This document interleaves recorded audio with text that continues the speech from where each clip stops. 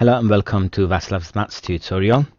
I'm going to do a question from C1 January exam 2012.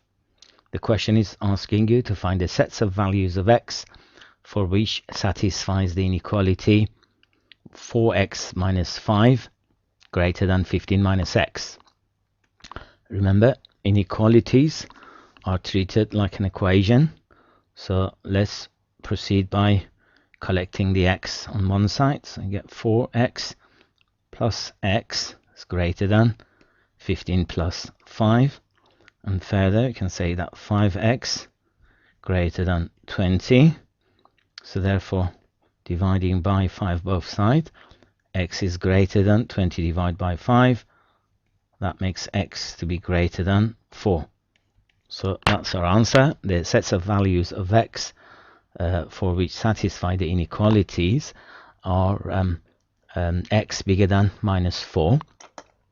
You have not been asked to present this on the number line, but I'm going to present that on the number line so that we get better understanding of the question. So if you just put a number line here, and if I put 0 there and 4 here, sets of values of x should be bigger than 4. So okay, that means the x must be anywhere on the right hand side of 4 all the way to infinity. So x bigger than 4. Okay, so let's go and proceed with second part B of the question. You have another inequality there, and let's rewrite the question. X multiplied by x minus 4 greater than 12. This one, slightly different type of quadratic. It's a quadratic inequality. So first we need to expand the bracket by multiplying the x through, and we get x squared minus 4x minus 12 is greater than 0. So the next step is to factorize the quadratic. Remember, a quick revision on factorization. Factorization, if you recall, is the reverse of expansion. And the x squared factorizes in x and x, and the two numbers which needs to go here and there should multiply to give me minus 12, and if I add them it should give me minus 4. Those two numbers are minus 6 and plus 2.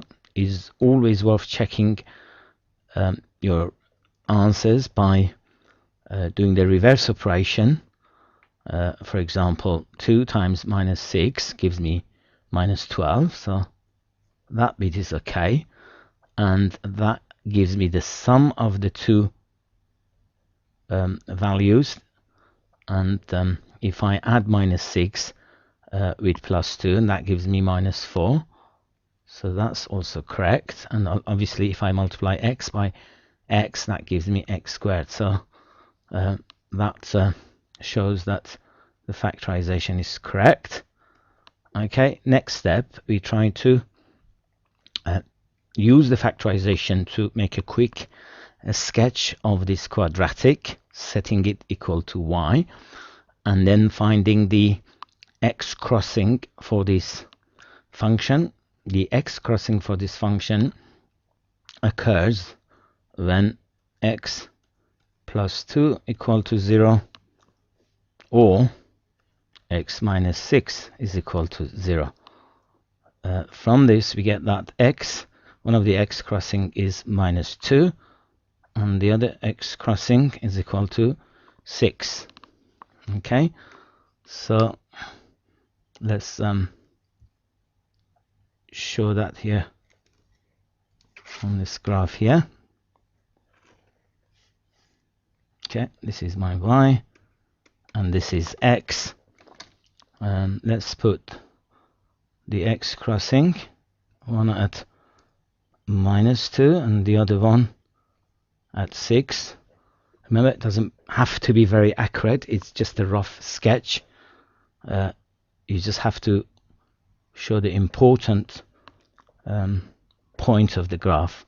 So this graph is either, this quadratic is either a quadratic with a minima or a quadratic with a maxima going through these 2 points.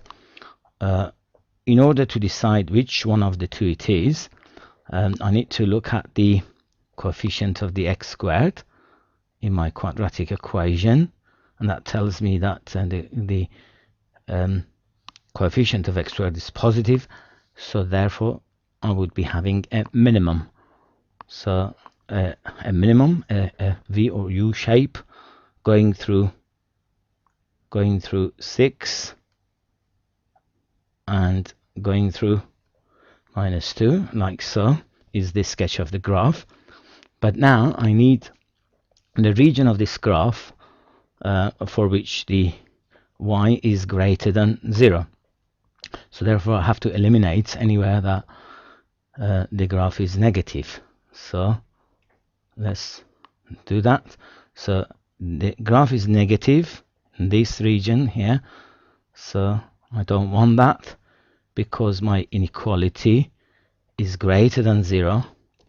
So the negative part is not the solution, but there are two positive sides, one on the right hand side and the other one on the left hand side.